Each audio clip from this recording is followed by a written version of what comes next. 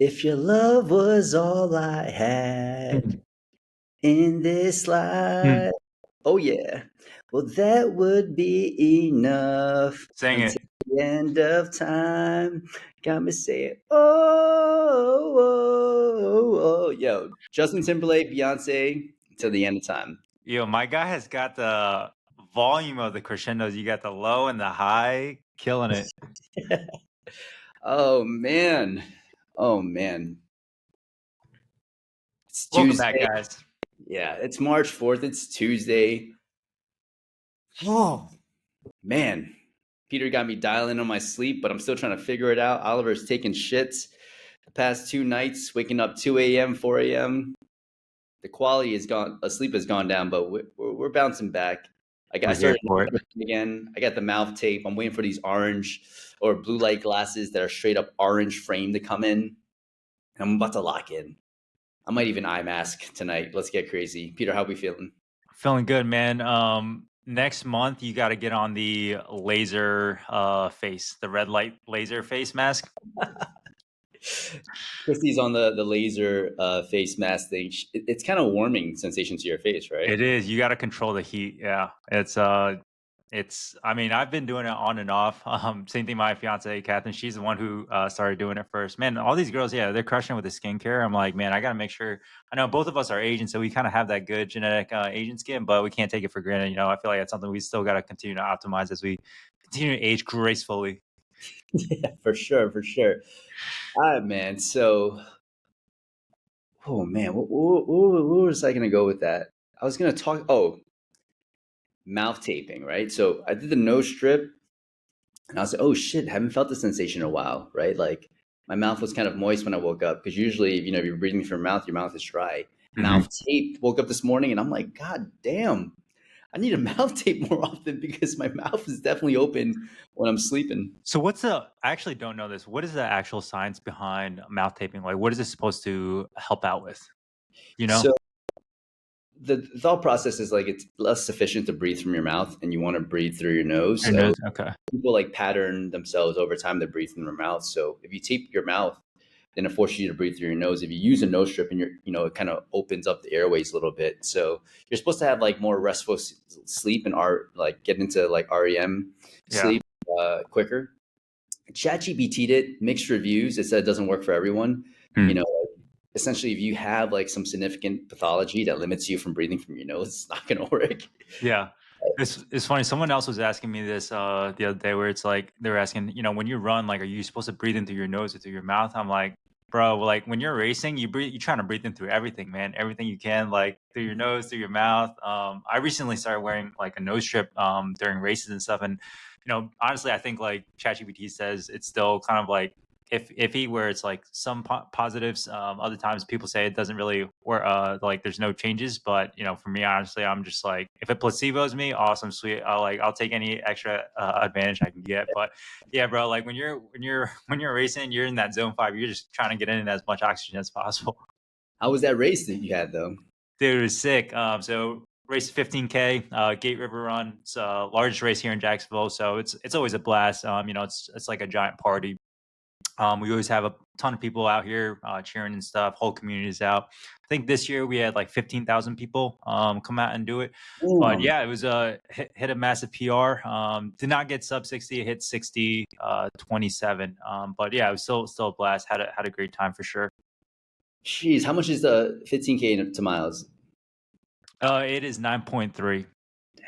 Yeah, it's like a really weird distance, but it's like USATF's like 15K championship. So we always have a ton of people flying into town for it, for the prize money. I think it's like 20K for first place. Yeah, so I mean, if you think about it, for all these racers, like you just gotta win like one race a month, man. You're set.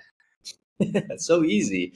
So easy. Yeah, freaking ran this past week and I had to cancel my Rhode Island half because I didn't sign up in time. So I'm like trying to find another race. I'm gonna end up racing the Brooklyn half and try Sick. to put something up on there. But you got another race coming up too, right? Yeah, I got my first full marathon in 2 weeks actually. Yeah, so it's gonna be in Virginia Beach Shamrock Marathon. So I'm kind of excited for it. I have not done a full before, so I'm gonna give it a rip, kind of see how it goes. Damn, you got a raise. Chrissy's got a raise. What are you going for? The goal is sub 3, but based off of my past two 20-miler training runs, I think I'm probably going to land closer to like 305, 310. Yeah. Hey man, send that shit. I'm just trying to get a sub 150 in the next half, but Let's go, man. We on it. let's rip it. We're talking about hiring today. And man, hiring is one of those things where it's like a legitimate skill. I think a lot of people kind of like go to the approach of what we've probably done in the past. Hey, you're a nice guy. You Oh, like to yeah. You you're like on. working out? You're hired. So what do you do? Where do you start from, Peter?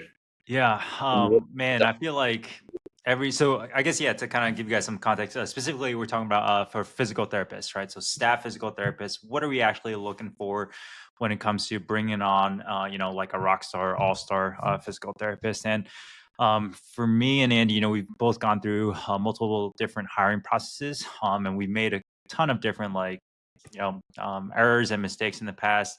Kind of funny, yeah, exactly what you were talking about before, right? At the very beginning, you're kind of just like, all right, cool, like, we get along well, you like working out, like it's a done deal. But now there's specific criteria that we will look for specifically. I know, like, before in the past, like, I used to look out a ton for, like, very in-depth, like, clinical skills, wanted to make sure that somebody had all these, like, certifications and everything, had multiple years of experience, like, so that way they would be like really good from a clinical standpoint. But now one of the top things that we actually look out for is really like, what's their personality like? How well can they communicate with other people? A lot of like why, clients will retain and stick on with the clinician for a very long time really comes down to personality and, how do they actually like them, right? It's like people, especially in our specific field of like cash PT, people come in expecting results already. Really, like, what causes them to stick around is going to be that like soft skill communication. Hey, do they actually get along with the therapist? So that's like one of the main things that we look for. But yeah, what about you guys, man? What's like a characteristic that you look for when it comes to like a staff PT? I think one thing that I've realized more and more, it's like it's really hard to lead people that aren't necessarily motivated. Hmm. And one thing we always ask now, it's like, what is your goal, right? Like we know, there's going to be some people that want to be a physical therapist for the rest of their life, meaning like they just treat and that's it, right? They're going to see 25 to 30 patients a week and that's it. They don't want anything more than that. And I think that's perfectly fine. But most people that typically apply for these jobs are a little bit more motivated. And in the beginning, I've always asked like RPGs, what do you want to do? What do you want to be able to do in like 2 to 3 years, right? Like, what do you want your life to look like? That could be professionally, personally, etc. And if someone doesn't have an answer for that, to me, it's a red flag Mm. because your goal, right, as like someone that owns a clinic, is to make sure that everything is aligned. It's like, why are you having your physical therapist do this? Because you're relating it back to your goals. So if your physical therapist is like interested in like teaching and mentoring other physical therapists that eventually join a team, it's like, hey, why am I having you do workshops, right? Or like, why am I having you present to people? Because that's a skill that you need to develop if you want to, step into that next role. So you can always realign someone's current actions to eventually what they're going to do in the future. And if someone is like, hey, I want to 2 to 3 years run my own clinic, that's fine. Like, I would rather have someone that is a gamer, right? Someone that's like down to do the thing, learn the ropes. And who knows, in 2 to 3 years, they're like, hey, I know I originally told you that I wanted to open up my own business, but I really enjoy this. Is there something that works, right? It's like, I'm only pushing you this much because you want to open your own business. And what you're going to realize is if you do a good job leading, they're going to want to stick around because the mission's bigger. Yeah. So it's almost like always figuring out what someone goes. Don't be intimidated by those big goals. Always just align all their actions that they're doing today, this week, to those bigger goals. I like that, man. Do you feel like people should have goals already set up in mind? And I'm just asking this because I think back up for myself, like when I was younger, and it's like, dude, I didn't have a single idea of like what I wanted to do, man. And I think part of our job as, as owners is to help them, be, if they don't have necessarily like big goals, like, And sometimes, maybe people don't want necessarily big goals, but if they don't have any goals, like how can we help them like figure out what is something that they do want? And I think like that's part of our job is to, if they don't have anything set up yet, like how can we curate something for them that aligns with their vision? No, for sure. And that's the thing I kind of struggle with because I think nowadays it's like I would rather I say it's a red flag only if they can't come up with something, right? It's like, Yeah. hey, I totally agree, right? And it's a question I'm just asking you on the fly. You might have not thought this over. Just think about it in the next 2 to 3 days, and then kind of give me a response. And I think what you'll find is like people either have an answer, or if they don't have an answer, they'll actually diligently think about it in 2 to 3 days and give you an answer. Yeah. But if you give them a leeway and they're like, yeah, I don't know, I would move on personally now because we can help. We can always help someone, and that's kind of us helping, right? It's like, hey, here's 2 to 3 days. Just think about it a little bit, Hmm. and here are some kind of positions that you could potentially fall in. But I've found it's like I can't help someone. I can't help someone be someone they aren't, and I can't help someone become a winner. It's like I just need people that join the team that always associate themselves with winning and just amplify that for them. So if you come to me and you're like, I'm super unclear on my vision, or like I'm kind of unsure of myself, I'm not that confident, but I'm a nice guy and I love these things clinically, I can't do it anymore. You know what I mean? Like, Yeah, because there's it's almost like dating. for sure. Like we're gonna be dating. It's gonna be a long term relationship. We might even get married, right? And I'm not gonna pick someone that I feel like I need to fix because I got my own shit I got to worry Yeah. about. And plus, it just messes up the entire team dynamic, right? If you think about it, like cash PT clinics, for the most part, it's a fairly small company, right? Your entire team ranges anywhere between like two all the way up to maybe like 8 to 10 people, sometimes maybe even larger. But compared to like majority of other companies, like very small, very tight knit, like everyone knows each other. And so if you have like a team, right, and we're all striving towards one specific goal, everyone's always trying to level up, everyone's always got goals that we're trying to hit and, move on and improve on for the next quarter, for the next year. But there's that one person on the team that just like doesn't necessarily have goals. They're almost going to feel kind of like out of place, right? And a lot of times, like sometimes maybe someone's goal is just say, hey, like I want to get better at understanding how to treat chronic back pain. I want to be a better clinician. Right? And then, maybe like 2 years from now, I want to be an expert at, ACL recovery within this area. Right. And so as long as that's like the main thing, it's like, as long as they have something that they are working towards, I think all in all, that will altogether level up the team. Right. But if you think about it, it's like, or as a business, we're on the same team. And as a team, everyone plays to a certain standard. But if you have one person who's just like, they're just there, happy to be there, which is great, but they're not like necessarily striving to move forward, then it's going to mess up the entire team dynamic. You can't win championships like that. And I think in the beginning, you need people that are generalists, right? Like as you're hiring in the beginning, it's not about like, all right, I just need someone to see sessions. Like you need someone that kind of is okay wearing multiple hats because like you're a small business, you're a small company, you're a startup. And if you think of yourself as a startup, I think it's better that way because when you position it that way as a startup, it's like, hey, you're kind of like one of the earliest members and you're going to have the most benefits. I know it's a little bit chaotic now, but we're kind of building out this better future for everybody. And this is where it all goes. Like anyone that joins your team, I think when you put it on the table, it's like, hey, you're here building our dream. So I'm here to help build your dream. So I have to know what your goals are. Right. Like I'm just as much as like you have to earn my trust, I have to earn your trust every single week. So I don't want you to think of this as like a one-way kind of avenue. And I think that's like most typical leadership things, right? It's like written by boomers. It's like, you should be grateful you have a job. It's like, no, motherfucker, I'm grateful that you're here and I want to repay you, but you got to let me know how I can repay you for this. Yeah. You can't win if you don't have goals, right? And yeah, one of the things that we do for my team internally is, we set quarterly goals both professionally and personally. And so a lot of them, they haven't necessarily set personal goals for themselves before. And so, it's something kind of new, but it's awesome, man. Like every quarter we check it off. Same thing at our weekly meeting at the very end, we'll go through, hey, like how are we doing, towards our professional and quarterly goals? Like where are we at with this? Are we making progress? If not, okay, why not? What are the next steps we need to do to kind of get the needle moving forward, so that at the end of the quarter, when we hold everyone accountable, everyone is able to like successfully check off the goals. Sweet, yes, I was able to hit this. Yada yada yada. Let's talk about new grads, man. You like hiring new grads? um, I've so far hired two. I would say I don't think it's the worst thing in the world, but I need to know that this person exudes confidence. Yeah. Like I need to know that like they can handle some adversity and they're willing to be super uncomfortable. I think most new grads will say the right things, but then they don't necessarily understand the demands of like a setting that's one on one and cash based. But what do you think? What's your thoughts on new grads? I've got mixed feelings, man. I've got a staff PT, Justin. I don't know. I don't think he actually listens to this podcast, but man, he's a freaking rock star. Um, but yeah, he came in for an interview while he was in PT school, and I'm just like, man, I like this guy. Like this guy's kind of like a mini me. Reminds me of myself a little bit back in the day. Brought him on as a new grad, and yeah, he's been like crushing it ever since. I think he's about to hit his 2 year with us in like a couple months.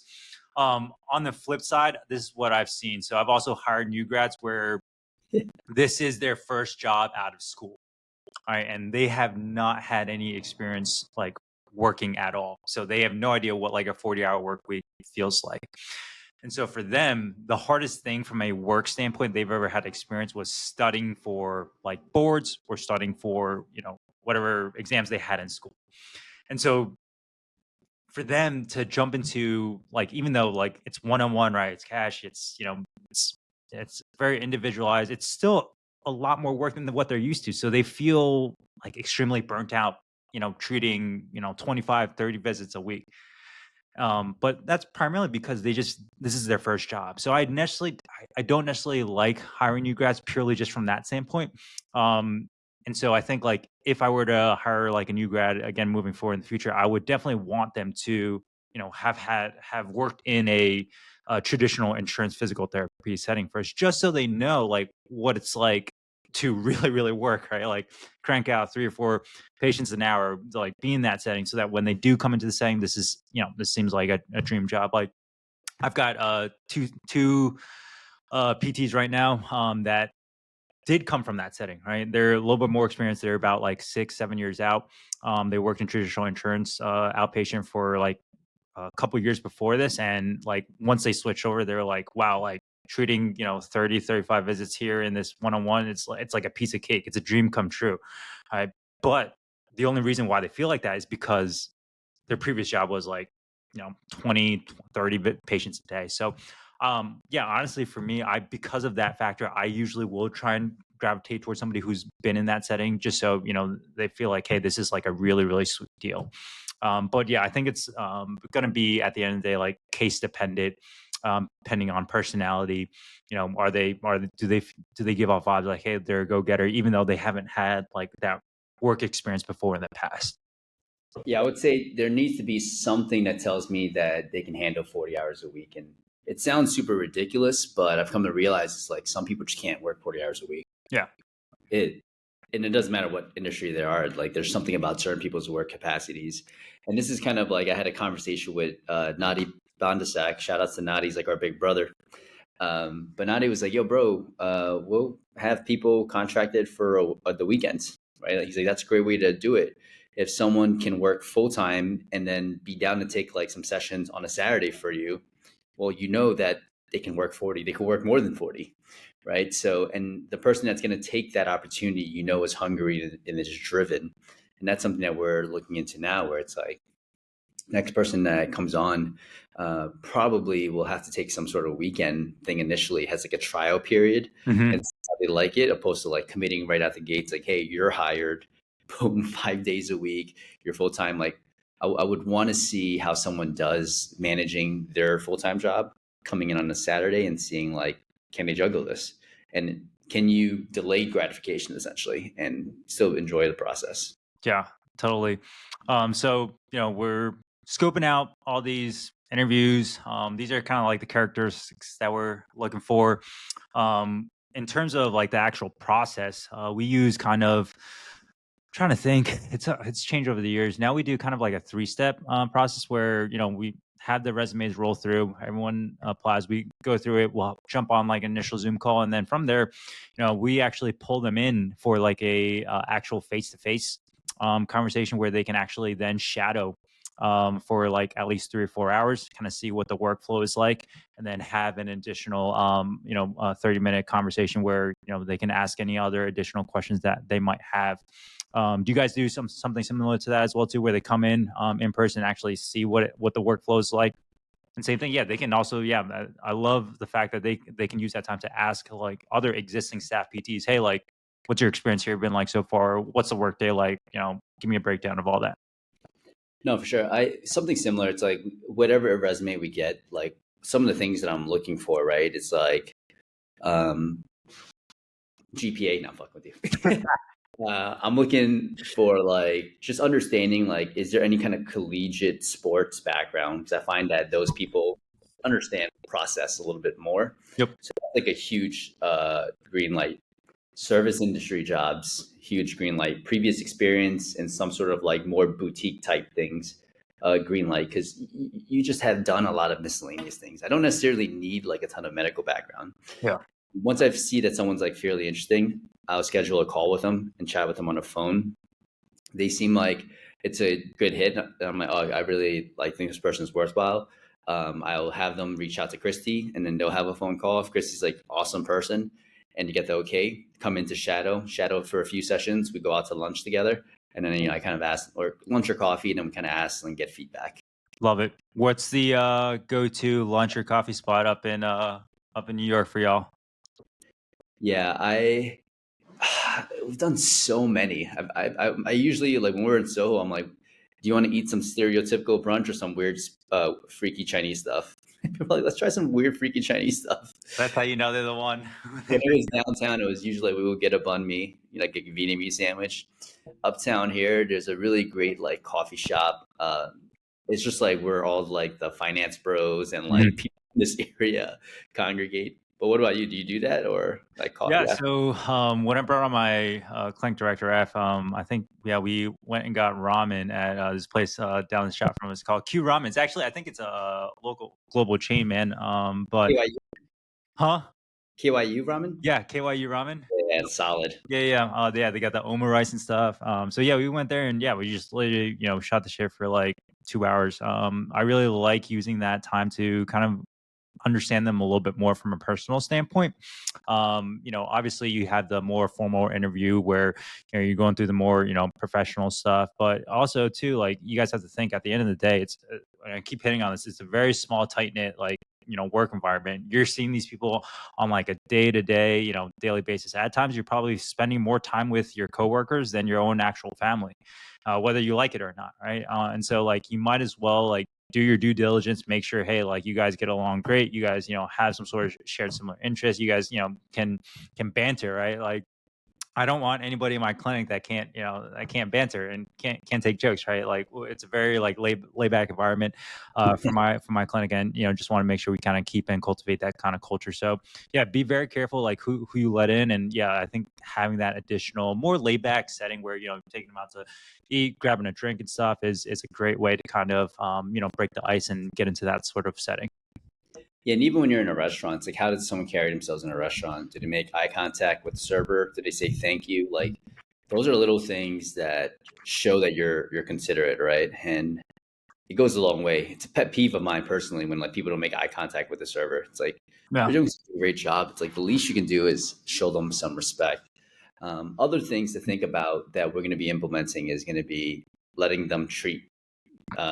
Maybe it's a family member, maybe it's a friend. It's like, hey, anyone down to get treated this weekend? We're hiring some new PTs, and I just want to see how they how they do when I'm watching and examining. Because if they do a good job with you watching, chances are they'll probably do a good job without you watching, right? Because it's even higher pressure, and you get to see how someone carries themselves. You don't tell them that they're a family member or a friend. You just tell them it's a new. Do you feel like that would be a deal breaker for you? Say like you've got an employee who, checks off all the boxes, but then they come in for that like eval or treat and they just kind of like shit their pants with it. Maybe they're just like super nervous. They're like, oh shit, I got Andy watching me. And they kind of just botch the whole thing. Do you feel like that would be like a, game, or that would be like a deal breaker for you? Or do you feel like, hey, that's something that I can still maybe look past and kind of I know this is something that I can continue to mold and help them improve on moving forward. Yeah, I think with that stuff, it's less about like the hard skills. Like Mm. everyone's got their own treatment methodology. Yeah. It's also about like the body language, Yep. right? Like how they can make someone feel comfortable. You know, like I'm okay with you trying new things, and we can always work on the hard skills, but the soft skills, like Yeah. you just know when someone is meant to do the work that they're doing currently, right? When you watch them do stuff, even if it might not be like the way you treat, it's still a very smooth kind of like dance. I can't explain it. It's an art. It's an art and it's a dance, and you know, like even if someone is slightly nervous, you can still tell when someone genuinely cares and wants to create a good experience. Yeah. You can't like this. It's such a weird thing because you can't quantify it, but you know it when you see it. I like kind of describing it. If you're looking at in from the outside, it should look like it's kind of like two friends just having like just catching up, having a conversation, you know. I always love it whenever our therapists are talking to their clients about stuff that's not physical therapy. And they're like talking to them about like, the race that they did this past weekend at the gate, right? Or they asking them about their kids and just like trying to strategically input in these like little conversations or these like little more like personal questions while you're, obviously doing the therapy, getting them better and stuff is an art for sure.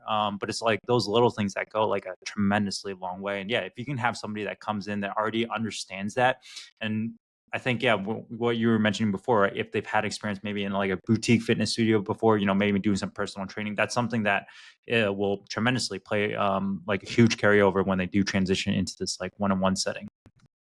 No, for sure. Are there like any specific questions that you ask In terms of for during the therapist or like during the session with like a no, client? during the interview process?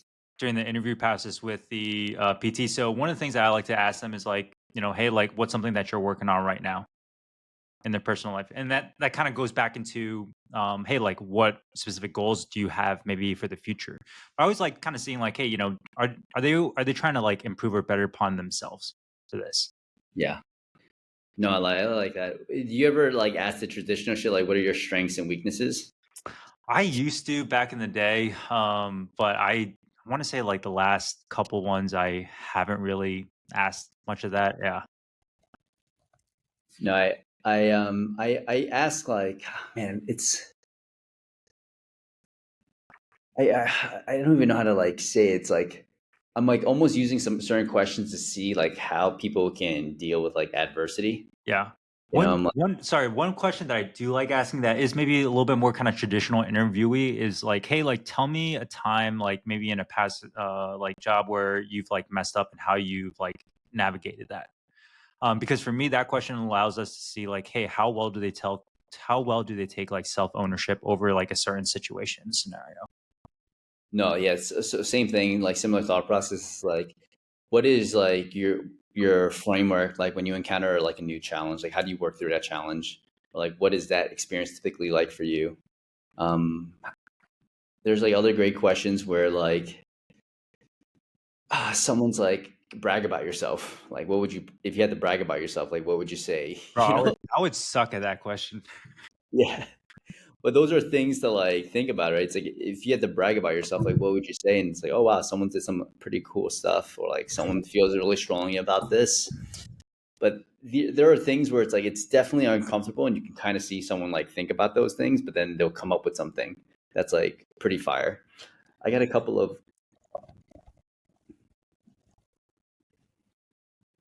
yeah, so like interview questions. I've got what does winning truly mean to you, right? And people would be like, oh damn, how do you typically handle stress from personal life when you're at work? Dude, that's a great one.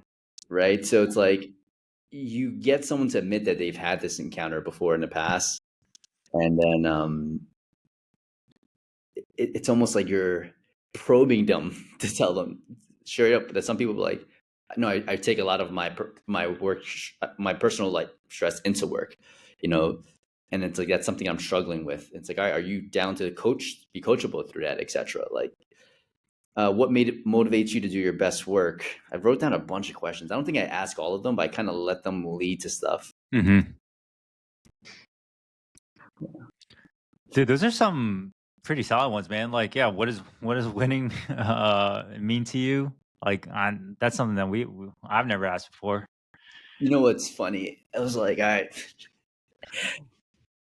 we had some PTs obviously that have left our company, and I was like, man, if I could have, there's always good and bad with everyone, right? It's like, all right, these are the good things that I really liked about them. These are things that I wish I would have known a little bit sooner, or like, ideally, if we hire another person, I wouldn't want this particular quality.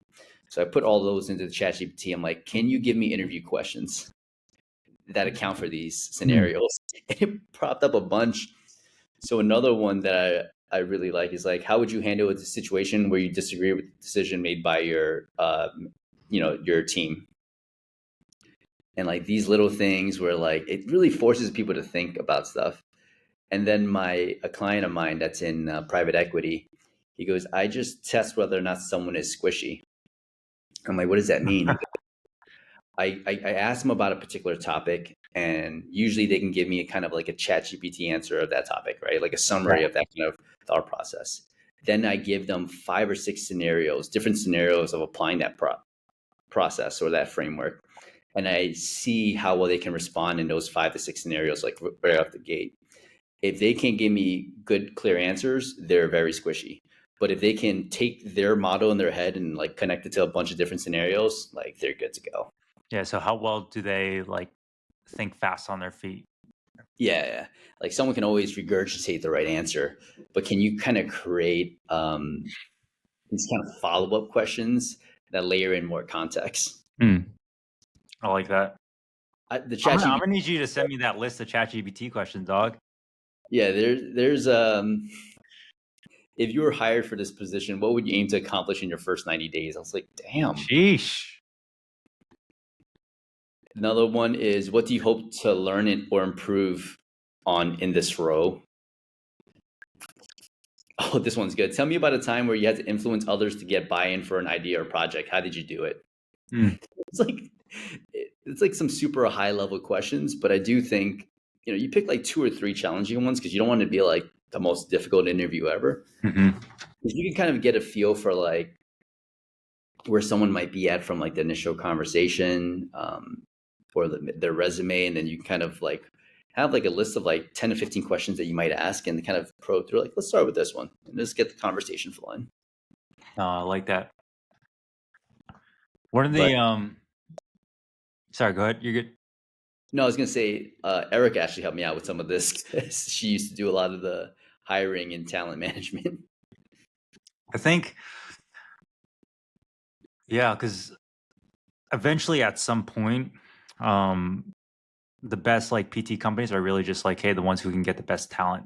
And a lot of times, like it is exactly what you said. Like interviewing in itself, hiring is a skill. And like I felt like I've done a ton of interviews, but just hearing a lot of these questions, I'm like, man, shit, like I could probably bring my like hiring and interview process up even more to another better level. But yeah, it's interviewing is tough, man. But it's such an important skill to have to make sure you bring on the right candidate and filter out the ones who aren't the right fit for the culture. There's also like certain people are just like meant for like a very specific role, right? So like now if we're talking outside of like hiring the next PT, if you're like, let's pretend that we own an Orange Theory chain, right? And we're like trying to find like a client success person. And we have over 200 members at this Orange Theory. The first person you should ask is the person that just bring in the fucking vibes every single class that comes in, right? It's like they give everyone high fives, say, hey, just are you looking for a job by any chance, or do you know anyone that is, right? Because this is what we're hiring for. Because chances are that person puts out a certain type of energy and attracts that same energy, so they know probably people very similar to herself. But there's probably people within your ecosystem that, if you zoomed out enough, are probably good fits for your company based off of like the actions that they've already displayed.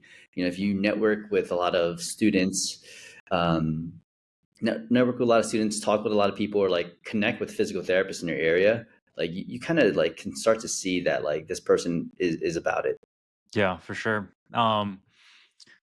Do you do what do you do from like an expectation standpoint? Mm, you mean like setting the expectation? Yeah, of like, hey, roles, responsibilities. As like how in depth do you go in that on like maybe like the first call or the second call throughout the process? Because yeah, I feel like, hey, if you're looking for a specific like type of energy that you're talking about, right? It's like, hey, it, I feel like that could be a good place to kind of like mix that in. Yeah, I tell people it's like you're going to see 25 to 30 sessions per week. It's you're going to be very uncomfortable, right? Like there's going to be moments in time where you feel like super competent and you're doing well, but like we're always going to try to help you grow. And with growing comes like uncomfortableness. Like just because you're eventually going to get to a point where you're always seeing that 25 to 30 patients per week, and you're going to feel very like, oh, I'm the shit and this is it. But like we're always going to be moving you towards your other goals, so like if you want to teach, like I got to help you with your public speaking, and those are things that like you should expect. Like when you're a part of our team, I fully expect you to continuously grow, and my goal is to guide that process for you. So like it's going to be uncomfortable. How do you Yeah, feel about that?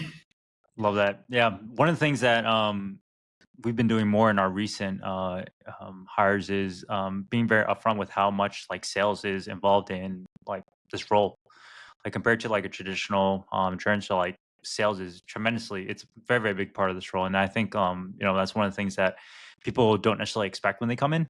And so yeah, if like you can kind of be like super upfront with them about it, like, hey, like we do sell something that's like very normal within our company, something that we talk about on a daily basis. So, the more they can kind of, and some people might be uncomfortable with that, right? And they may not be a good fit then, but at least you kind of get it out of the way with that. It's like, hey, like this is what it's like within our company culture. Sales, we do sales weekly training, we do game tape review. If you're not about it, totally cool. Yeah. No, and then the other thing, it's like, what are you going to be measured by, right? Like it's a Yeah. PT, it's like you're going to be measured by the sessions you're seeing, how full is your calendar, reviews every month. You got to, what's your eval to plan of care to ongoing care. So like those are the things. Like, how does this sound for you? Like, what do you? And again, it might not be great initially, and that's perfectly fine, Yeah. right? But the goal is to grow and be open to coaching. Yep. Open to feedback, coachable. Yeah, I think that those are like two key characteristics that I always tell them whenever they ask for, hey, like, what does success look like within this role? It's like, you don't have to come in perfect. We don't expect you to come in perfect, but we expect you to be open to feedback because you're newer to this setting. And as long as you're willing to take feedback and implement it fast and continuously look to grow, then you'll be a rock star here. All right, we're coming kind of to the end of the episode. What's one thing that you see and you're like, oh, when I see this, I know it's good. Like I know this person is most likely going to be a great fit. I think energy, man. I think yeah, it comes down to like that thing that we were talking about at the very beginning. How well can they communicate? Are they able to bring in that energy? Because you got to be able to turn it on when you need to, but also at the same time, can you kind of quiet it down for that like softer skill? But that I feel like it's so hard to kind of quantify energy, right? But I feel like hey, when you meet somebody and you like talk to them, you can kind of just get a feel and vibe for that energy vibe. I don't know. It's so hard to quantify that, but I would say that's like the one thing that attracts me to somebody for sure. I love that, and I would say the one thing for me now, it's like if someone has had life experiences, right, and you can just kind of see that they've either been through some stuff, travel the world, it could be anything, but like has lived like a full life, and you can usually tell because it's like they're a little bit more sure of themselves. They kind of know what they want. They carry themselves differently than someone that's like, just a new grad, hasn't traveled outside of their area code. You know what I mean? Like people that have like done a little bit of traveling, express that they've gone through some difficulties, like, and they just, it's not never going to be their first rodeo when stuff comes up. When I see that, I'm like, wow, this is a well-rounded person. Like someone that's thought beyond just like being a physical therapist, but they're a pretty good, complete human being as well. Yeah, love that. They're go getter. Yeah. But yo, Peter, we're ending it. Any words for the 11 5-star reviews, baby. In That's a that beautiful. double digit. Let's go. Yeah, man. Oh man, we're Yeah, gonna have we, to. we must be doing something right. It's our singing at the beginning, man. Yeah. Ah, we're gonna have to get some sponsors soon. Maybe Listerine spray will be our sponsor. Peter, anything before we log off for the day? Nah, man, I think I feel like we could probably go on and on about this, but hopefully that gives you guys some insight, at least to some key characteristics to look out for when it comes to hiring. But man, yeah, we could probably maybe you guys let us know in the comments. If you guys want us to go a little bit more deeper into what the maybe onboarding process looks like for a PT, what like the first 90 days, 30 days expectations. How do we actually bring them on, bring them up to speed and KPI? Let us know if that's something that you guys are down for. If you guys say no, then don't worry, it's all good. Like our feelings won't be hurt, man. We'll chat about something else. Straight up, man. We're going to be posting a lot of these on the Go Getters Coaching little sound bites. And if there's stuff that you want to know, throw it in the freaking posts, in the comments, shoot us a DM. But as always, keep getting after it, guys. LFG. Let's fucking go. Peace. Get Peace. it.